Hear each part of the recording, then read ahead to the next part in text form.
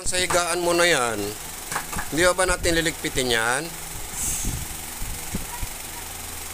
Hindi ko nga alam kung nag-almusal ka na eh. May ginawa lang ako sa labas eh. Kaya pagkakat ko, pag nakita ko ganyan, ayaw mo na may paligpit yung mamahalin nating kutsyon. Ang pahinga lang niyang kutsyon na yan pagka nailagay sa bubong. Pag hindi nailagay sa bubong, maghapon niyang ganyan, hindi mo siya iwanan.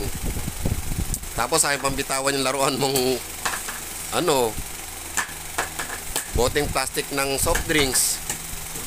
Pag kinuha, magagalit pa. Uy, ligpitin na natin higaan mo. Ayaw, magagalit na. O sige, sorry na. Okay, sige.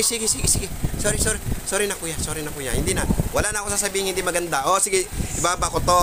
O sige, ibaba ko. O sige, ano pang gustong gawin? Wala sa ayaw. Pa camera. May tamang ulo.